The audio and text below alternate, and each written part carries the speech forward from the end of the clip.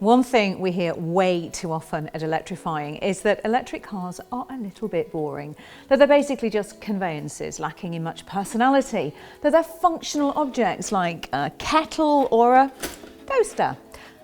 Well, if that's the case, how do you account for this? This is the new Citroen Ami, and if it had any more personality, it would have its own show on CBeebies. But before I tell you all about the car that looks like a giant life-sized Pokemon, please don't forget to subscribe to our little channel and let us know in the comments below what you think of the Ami, because I think this one is going to divide opinion. That, my friends, is not even a car. Technically, it's an electric quadricycle, which means that it nips past all sorts of rules and regulations that apply to real automobiles. But more of that in just a minute. Citroen says the Ami is, and I'm quoting here, an urban mobility object, which is marketing speak for a thing that is very specifically aimed at getting about in cities. Think of it as more like a scooter or a moped than an actual car, and you'll see where Citroen is coming from. But unlike a scooter or a moped, you won't get wet and you definitely won't fall off. It can seat two people comfortably, it actually has a heater, and it's got the kind of looks that are so sweet, it actually does rot your teeth. I mean, who can resist it? It's like a pet car. Good boy. But there are other advantages. You don't need a driving licence to get about in an Ami, because like I said, it's not actually a car. Now you can drive one of these in the UK when you're 16, obviously just over that threshold. It's the kind of cheat that makes a scooter look really expensive. Now the Ami hasn't been officially sanctioned to come to the UK yet, but in France it costs just, wait for it, €6,000. And that's about £5,300. Oh, it's really not very much for a brand new car, is it? Well, a thing that looks a bit like a new car. So what do you actually get for that money? Well, the answer is you get the basics. The Ami is a tiny plastic-bodied little carlet that has a 5.5 kilowatt battery and a possible range of about 47 miles. Now, I know that doesn't sound like much, and you're not going to be able to go very far in it with a top speed of just under 30 miles an hour. Do you know what the average driving speed is in a city like London? 11.6 miles per hour. Honestly, I kid you not. So you could drive a Lamborghini in pretty much any town centre in the UK and not get there any quicker than you would in the Ami. Don't forget, you've got to pay congestion charge for the Lamborghini too. And also, people get grumpy with you when they see you in a Lamborghini, and they don't in this. They wave. Hello, another one waving. They smile. It's a happy car. I think I'm falling in love with it.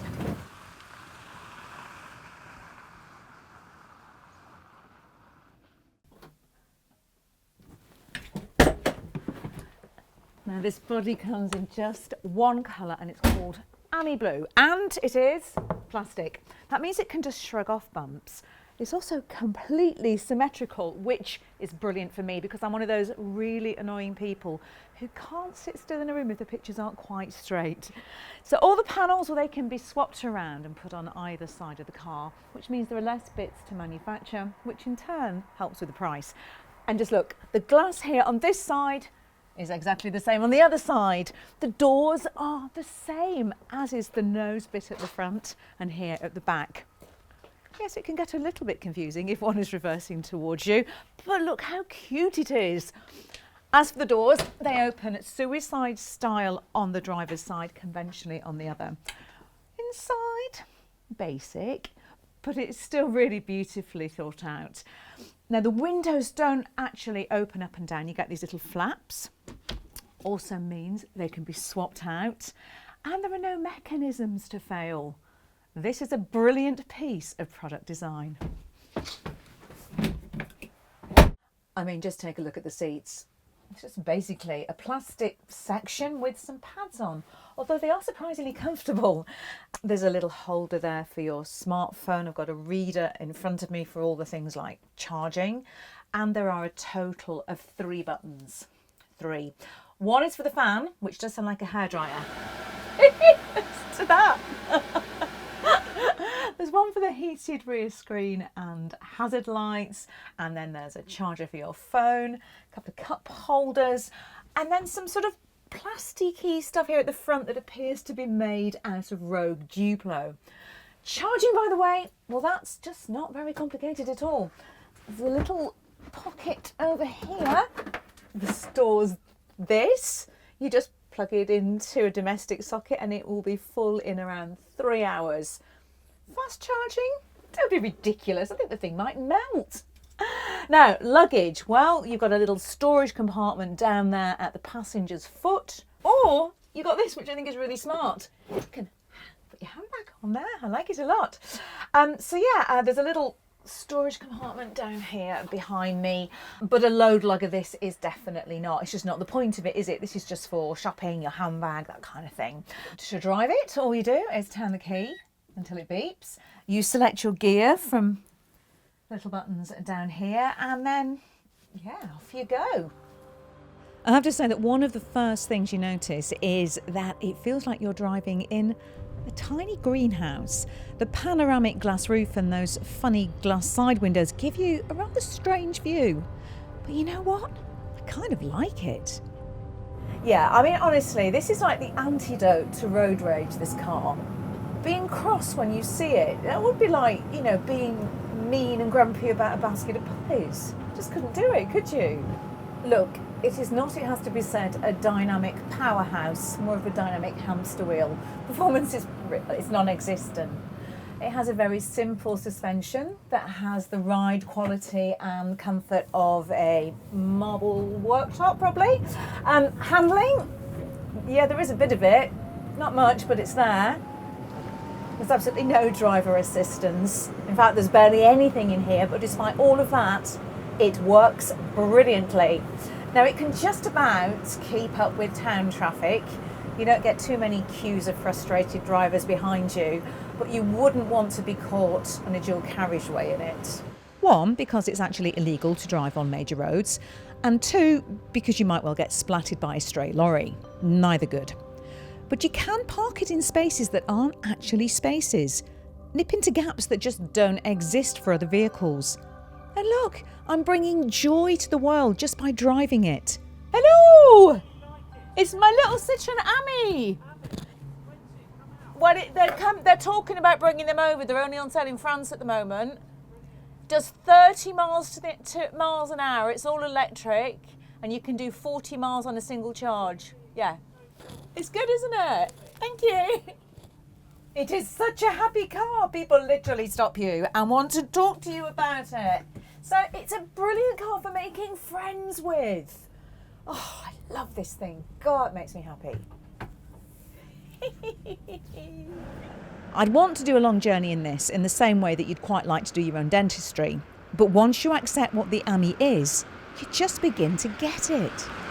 And the thing with the Ami is that it's less of a car and more of a, actually I can't believe I'm saying this, but a mobility bubble. It will trot around town keeping you and your hair and your clothes dry, your baggage intact. It's fun, it's interesting, but you really do have to compare it to other forms of purely urban transport rather than a car. It's either this or the tube, it's this or a bike, it's this or a bus. The other thing that struck me about this is that because it is this mobility solution, it could work really well for older drivers, giving people, independence, the ability to have their own set of wheels, be under their own steam again.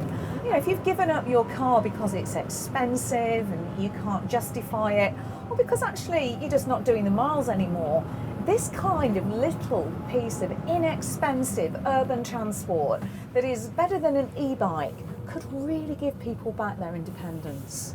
That's where the Ami starts to make all sorts of sense.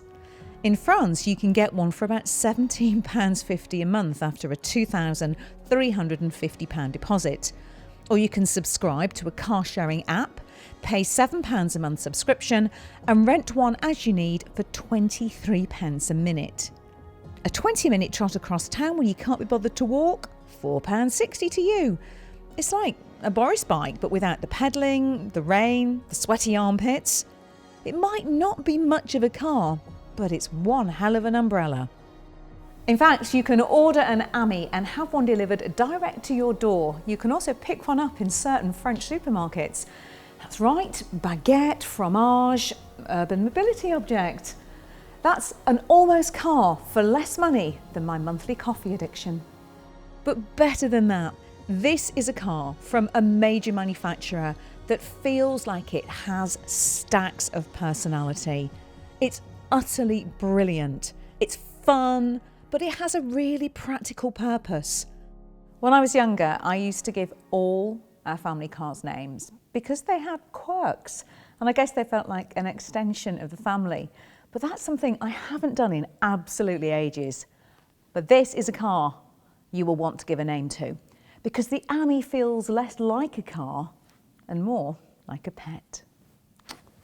Good boy. Good boy. As ever, if you want to know more about the Ami, then do head over to electrifying.com and also watch our review of the Renault Twizy. Although I warn you, you will get wet in that one. While you're there, check out the slightly more practical Mini Electric and the Fiat 500.